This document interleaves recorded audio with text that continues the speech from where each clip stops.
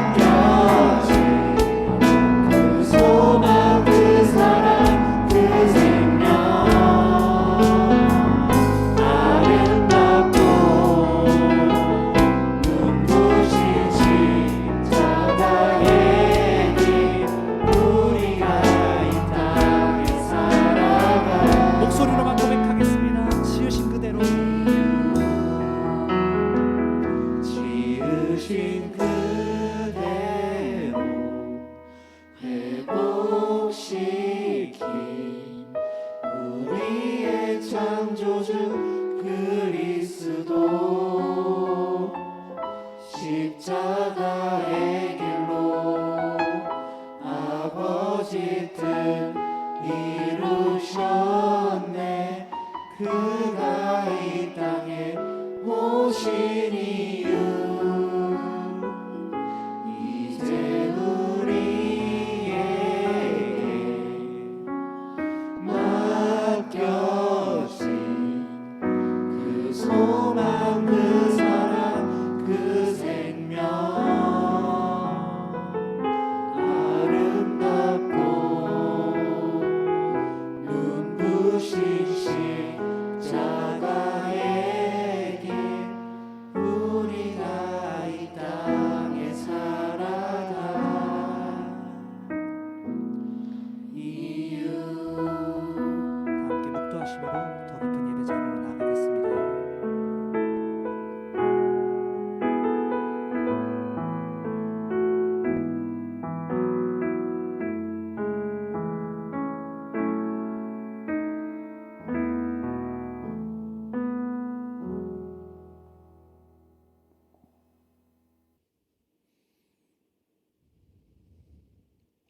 하나님께서 저와 여러분들을 예배 자리로 부르고 계십니다. 이제 우리의 마음과 뜻과 정성을 모아 하나님께 예배드리겠습니다. 하나님은 영이시니 예배하는 자가 영과 진리로 예배할지니라. 아멘. 다 함께 사도신경으로 우리의 신앙을 고백하겠습니다. 나는 전능하신 아버지 하나님 천지의 창조주를 믿습니다. 나는 그의 유일하신 아들 우리 주 예수 그리스도를 믿습니다. 그는 성령으로 잉태되어 동정녀 마리아에게서 나시고 본디오 빌라도에게 고난을 받아 십자가에 못 박혀 죽으시고 장사된 지 사흘 만에 죽은 자 가운데서 다시 살아나셨으며 하늘에 오르시어 전능하신 아버지 하나님 우편에 앉아 계시다가 거기로부터 살아있는 자와 죽은 자를 심판하러 오십니다. 나는 성령을 믿으며 거룩한 공교회와 성도의 교제와 죄를 용서받는 것과 몸의 부활과 영생을 믿습니다. 아멘. 오늘 우리들에게 주신 하나님의 말씀은 구약 아모스 5장의 말씀입니다. 구약 아모스 5장 10절에서 15절까지 말씀 제가 봉독해 올리겠습니다.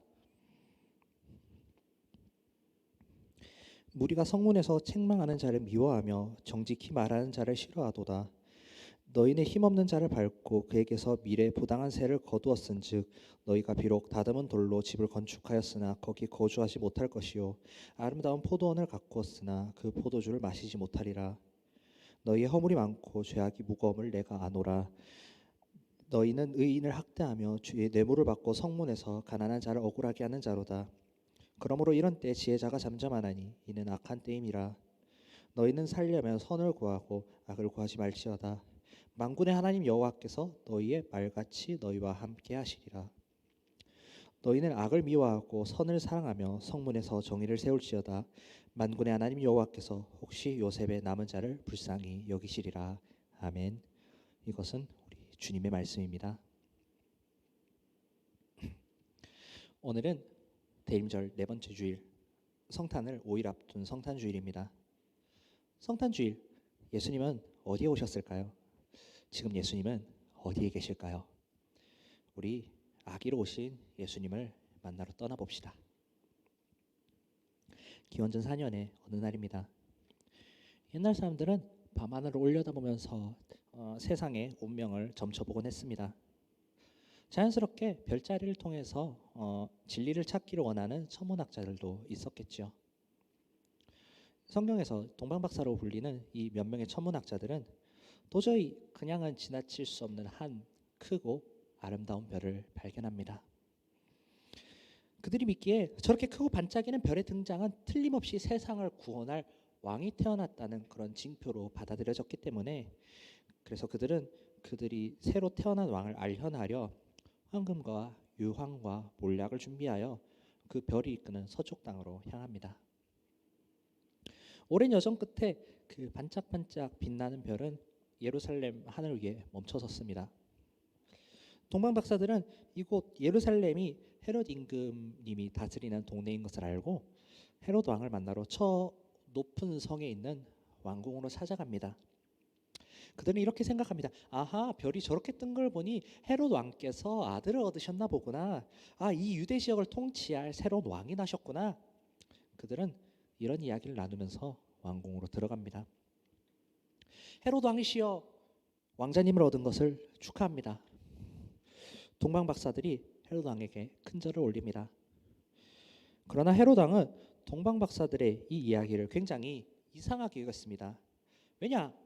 자신은 아들을 얻지 않았기 때문이죠. 이 사실을 알고 나자 헤롯 왕과 동방 박사는 둘 모두가 혼란에 빠졌습니다. 왕궁에 왕자님이 태어나지 않았다니요. 그렇다면 저 별의 정체는 무엇이었을까요? 세상을 구원하실 그 왕은 도대체 어디서 태어나신 걸까요? 같은 시간 이곳은 베들레헴이라고 불리는 작은 시골 동네의 마구간입니다. 방금 봤던 왕궁과는 달리 이곳은 너무나도 초라하고 좁고 낡은 장소입니다. 여기서 왕이 탄생한다고 한다면 아무도 믿지 않겠죠. 그러나 동방 박사들을 이끈 그 큰 별이 멈춰선 곳은 이 작고 초라한 마구간 위였습니다. 이곳에서 태어나신 분이 바로 아기 예수님, 세상을 구원하실 메시아였던 것이죠. 예수님께서는 왕궁 높은 곳에서 태어나지 않으셨습니다. 방금 봤던 예수님은 왕궁이 아닌 성문 밖에 있는 시골 베들레헴, 누추하고 소외되어 왔고 가장 낮고 천한 그곳에 예수님은 오셨습니다. 오늘 우리들이 예수님을 찾고자 한다면 그 아기 예수님을 바로 성문 밖에서 만날 수 있을 것입니다. 저는 대림절 네 번째 주일인 성탄주일을 설교할 본문으로 뜻밖의 아모스서를 골랐습니다. 제가 방금까지 했던 이런 이야기들은 동방박사 이야기니까 일반적으로는 마태복음 2장을 인용해서 설교를 하는 것이 맞을 겁니다. 그러나 완전 뜻밖은 아니고 곧 오실 아기 예수님은 성문 밖에서 세상으로부터 소외되고 버림받은 그곳에서 오셨다는 것을 강조해드리기 위해서 이런 아모스의 본문을 골랐습니다. 오늘 본문 12절 말씀 한번 같이 읽어볼까요? 너희의 허물이 많고 죄악이 무거움을 내가 아노라. 너희는 의인을 학대하며 뇌물을 받고 성문에서 가난한 자를 억울하게 하는 자로다. 아멘. 제가 앞서 예수님의 탄생 이야기를 말씀드리면서 자꾸 저 높은 왕궁과 성문 밖 낮은 곳 마구간 이런 두 공간의 대조를 극단적으로 활용했습니다. 방금 읽은 이 12절의 말씀에도 이 성문이라는 표현이 등장을 하죠. 왜 이런 대조를 말하냐면 성문 안과 성문 밖에 어떤 속성적인 차이를 알아야 왜 예수님께서 하필 그곳 성문 밖에 누추한 곳에서 한 베들레헴에서 나셨는지 알아야 예수님이 이 땅에 오신 의미가 무엇인지 조금 더 깊이 묵상해 볼 수 있기 때문입니다. 우선 이 12절 우리가 읽은 이 본문에서 등장하는 성문 안에서 가난한 사람을 억울하게 하는 자가 이제 이렇게 첫 문장에 등장을 하는데요. 이 사람들이 어떤 사람들인지 한번 생각을 해보려고 합니다. 고대나 중세 사회에서는 성 안과 성 밖의 경계가 명확했습니다. 높으신 분들, 귀족들은 돈이 많으니까 성벽을 높게 쌓고 그 안에서만 지냈습니다. 당시 사회에서는 거주지 사는 곳이 자신의 신분을 드러냈던 것입니다. 월트 디즈니사의 이런 로고의 전형적인 이미지를 한번 생각해 봅시다. 만화의 주인공인 이 공주님들은 저 성의 주인들은 항상 저 끝에 첨탑 끝에 살고 있죠. 저 높고 고결한 성 위에 항상 공주님들은 삽니다. 백마를 탄 왕자님들은 저 성 첨탑에 갇혀 있는 공주님을 구하기 위해서 성 아래에서부터 위로 올라가면서 사투를 벌이고는 하죠. 이런 이미지를 한번 생각을 해보십시오. 그러면 이제 공간적 대조의 의미는 더욱더 명확해집니다. 중세 사회에서는 성 안에는 남작과 백작 같은 그런 귀족들이 살고 반대로 성문 밖에는 농노들이 살았겠죠. 조선 시대에도 비슷했습니다. 우리가 이제 흔히 이제 서울에 가면 이제 동대문, 남대문 뭐 그렇게 부르잖아요. 이것이 예전에는 한양 성벽을 이렇게 동그랗게 빨간색으로 이루고 있던 그 네 방향의 문을 뜻했습니다. 그리고 이 사방향에 이제 남서 북동 이렇게 사대문 안에 우리가 흔히 아는 양반들과 고관 대작들이 살았고요. 물론 왕들도 이 경복궁 안에 살았습니다. 이 사대문 밖에는 이제 양반들보다 못한 사람들, 뭐 평민들이 살 거고, 뭐 중인들이 살 거고, 뭐 노비들이 살았겠죠. 비슷하게 추측하건대 예수님 시대 이제 헤롯 왕도 이제 분봉왕이지만 왕이니까 틀림없이 이제 성 안에 가장 높은 곳에서 살았을 겁니다. 마곡간 같은 별로 좋지 않은 시설은 당연히 이제 성문 밖에 있었을 것이고요. 그런데 12절에 등장하는 이 성문 안에서 가난한 자를 억울하게 하는 자, 이 사람들이 한 게 뭔가요? 이들은 성문 밖에 있는 사람들의 아픔에 대해서 전혀 공감하려고 하지 않았습니다. 오히려 이들은 그 드높은 성벽을 더 높게 쌓아 올리고 자신이 가지고 있는 것을 지키기 위해서, 그리고 더 불려나가기 위해서 농노들과 백성들의 고혈을 짜냈습니다. 거기에 그치지 않고 그들은 뇌물을 받고 재판의 결과를 바꾸고 부당한 세금을 거두기도 했죠. 성 가장 높은 곳에서 기득권을 지켰던 헤롯 왕 역시 마찬가지였습니다. 성문 밖에서, 왕궁이 아닌 성문 밖에서 왕이 나셨다는 소식을 듣고 맨 먼저 헤롯 왕이 한 일이 무엇인지 아십니까? 그가 과연 이 땅을 구원할 메시아가 나셨다고 축하하고 경배하고 자신의 다음의 권력을 준비하는 그런 선한 영향을 끼쳤을까요? 천만의 말씀입니다. 성경에 의하면 헤롯 왕이 예수님의 탄생을 듣고 한 첫 번째 일은 아이들을 죽이는 일이었습니다. 누가 새로 태어난 왕인지 자기는 구분을 할 수가 없으니까 그 동네 주변에 있는 2살 이하의 무고한 어린아이들은 모두 다 죽여버렸다는 것입니다. 헤롯 왕은 왕으로 오신 예수님으로 인해 자신이 쌓아올렸던 그 권력과 기득권이라는 것이 무너질까 봐 아이를 싹 다 죽여버린 그런 잔혹한 일도 서슴지 않고 했단 말입니다. 헤롯 왕의 이런 제노사이드는 12절의 말씀과 다시 이어집니다. 그는 성문 안에서 의인을 학대하는 사람이었고 가난한 사람을 억울하게 하는 사람이었던 것입니다. 어디 헤롯 왕뿐이겠습니까? 역사적으로 성문 안에 있는 권력과 기득권을 소유하고 있는 그 높으신 분들은 자기가 가진 것을 지키기 위해 수단과 방법을 가리지 않았습니다. 가난한 자를 쥐어짜고 의인들을 학살하는 것을 서슴지 않았습니다. 세상의 권력은 이렇게나 악독하고 잔인합니다. 이런 잔혹한 세상 더 두고 볼 수 없어서 예수님께서는 왕으로 이 땅에 오셨습니다. 예수님이 불의의 횡포에 맞서기에 왕으로 오셨다고 말씀드렸습니다.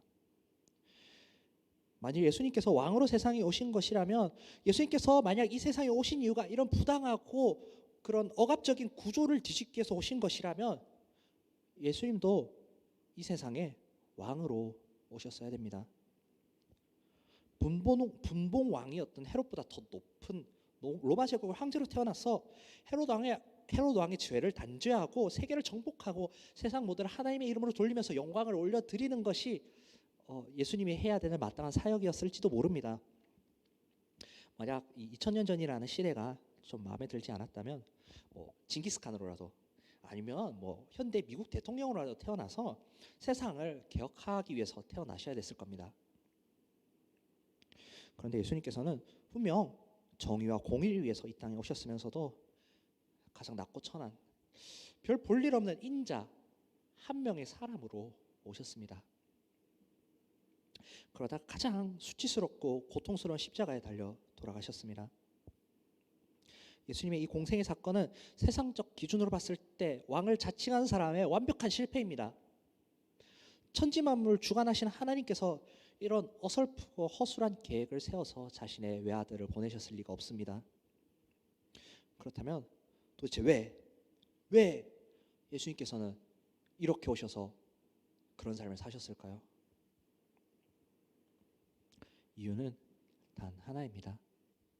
바로 나를 구원하시기 위해서입니다. 예수님께서 만일 세상의 왕이셨다면, 세상에 권력을 쥔 기득권층이고 성 위에서 태어나셨다면 우리 아래 것들, 성 아래에 있는 사람들과는 전혀 상관없는 사람이었을 것입니다.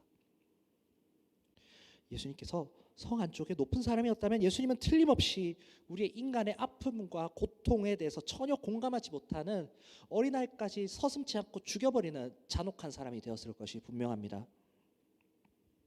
그런 예수님은 성문 밖에 우리들에게는 관심도 없을 뿐더러 우리에게까지 어떻게 예수님의 구원이 닿을 수 있었겠습니까?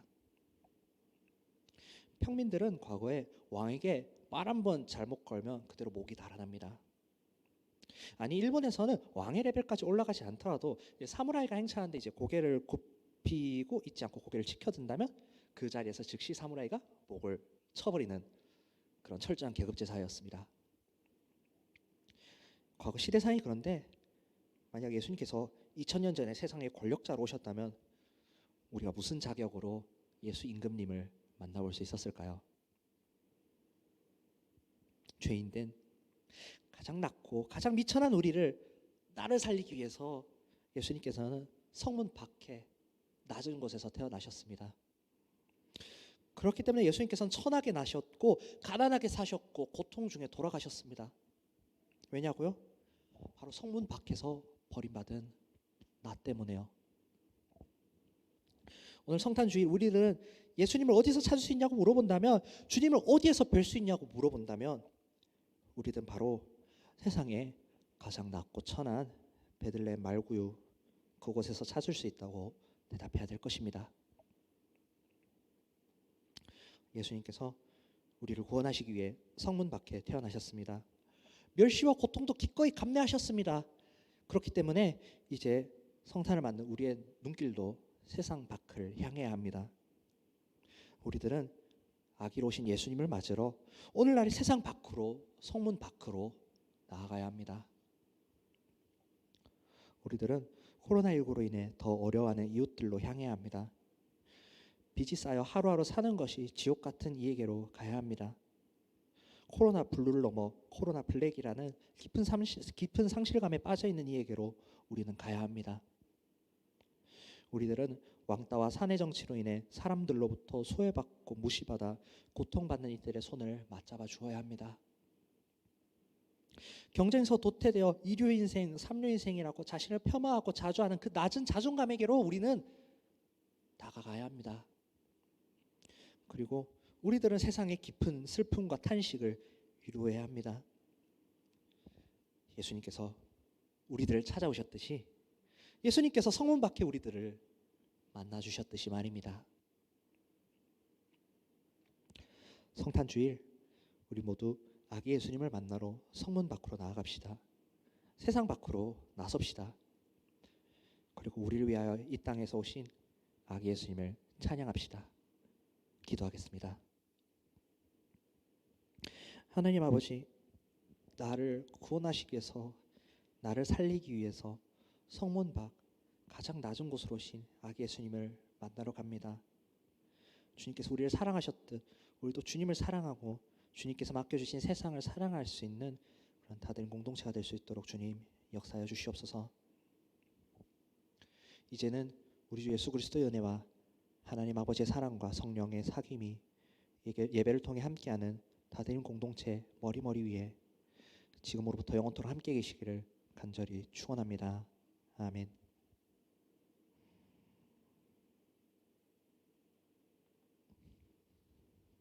네, 광고 전하겠습니다. 방역 2.5단계에 따라서 다드림 예배가 비대면 예배로 전환되었습니다. 코로나19의 빠른 종결과 회복을 위해 기도해 주시기 바랍니다. 제가 주중 개인 연락처들로 연말 시상을 보내드렸습니다. 올 한 해도 서로 사랑하며 다드림 공동체를 섬기게 해주신 하나님께 영광을 돌립니다. 4명의 수고했던 학생 임원들, 그리고 3명의 모범상 학생, 그리고 다드림 공동체를 떠나신 5명의 선생님들 한 분 한 분 기억해 주시고 격려해 주시길 바랍니다. 여러분 다음 주에도 우리 영상으로 만나 뵐게요. 안녕.